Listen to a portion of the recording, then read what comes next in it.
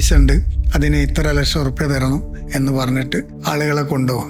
അവിടെ എത്തിക്കഴിഞ്ഞാൽ അങ്ങനെ ഒരു വിസ ഉണ്ടാവില്ല, സ്പോൺസറും ഉണ്ടാവില്ല, ഒന്നും ഉണ്ടാവില്ല. കൊടുത്ത ആളെ തന്നെ അത് വിളിച്ചു കഴിഞ്ഞാലും ഫോൺ എടുക്കൂല.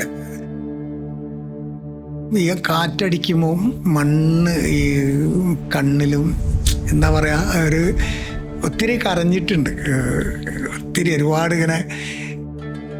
പക്ഷേ ഇവിടെ പ്രവാസികൾ പോകുന്നത് പറഞ്ഞാൽ ഇങ്ങനെയുള്ള വിസക്ക് പോകുന്നത് തൊട്ടടുത്തുള്ള വീട്ടിൽ പോലും അറിയില്ല. അവനെല്ലാം കയറി പോകുന്ന ഒരു 5 ദിവസം മുമ്പാണ് ഞാൻ പോവാണ് പ്രവാസ ലോകത്ത്.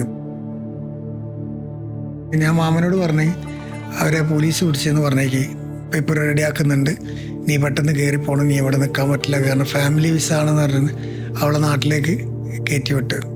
തിരുവനന്തപുരത്ത് എയർപോർട്ടിൽ ഇറങ്ങുമ്പോൾ ഒരു ഗേറ്റ് കൂടെ അവൾ പോകുന്നുണ്ട്. നാളെ എൻ്റെ ഭർത്താവ് ജീവനോടെ വരും എന്നുള്ള പ്രതീക്ഷയിലാണ് പോകുന്നത്. പക്ഷെ അതേ ഫ്ലൈറ്റിൽ കാർഗോൻ്റെ ഡോർ കൂടെ സ്വന്തം ഭർത്താവിൻ്റെ ബോഡിയാണ് വരുന്നത്. പൊതുപ്രവർത്തനത്തിനെന്ന് പറഞ്ഞിട്ട് അതിനൊരിക്കലും നിങ്ങൾ നന്ദി അല്ലെങ്കിൽ അവരെ സ്നേഹം കിട്ടുമെന്ന് വിചാരിച്ചിട്ട് നിങ്ങൾ ചെയ്യരുത്. അങ്ങനെ നിങ്ങൾ ചെയ്താൽ നിങ്ങൾക്ക് മുന്നോട്ട് പോകാൻ കഴിയില്ല. ഈ ബൈബിളിലൊരു ചൊല്ലുണ്ട്, ലൈക്ക് വലം കൈ ചെയ്യുന്നത് ഇടം കൈ അറിയരുത്.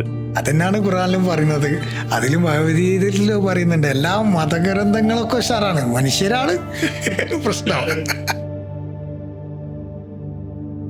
ഉമ്മൻ്റെ പാല് കുടിച്ചിട്ട് വളർന്ന മക്കളാണ് സ്വന്തം മാതാവിനെ കൊല്ലുന്നില്ലേ, പിതാവിനെ കൊല്ലുന്നില്ലേ.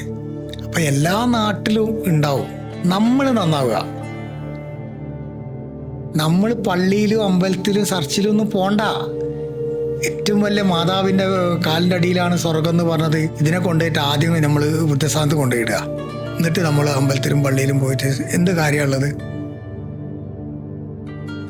സെമിത്തേരിയിൽ നിന്ന് അതൊക്കെ കഴിഞ്ഞ് ഒരാളോട് ചോദിച്ച്, അല്ല ആ കുട്ടീനെടുത്ത ആളെ ആരാന്ന് വെച്ച്, അത് ഞങ്ങളെ കസിനാണ്, 12 വർഷമായിട്ട് അവർക്ക് കുട്ടിയില്ല.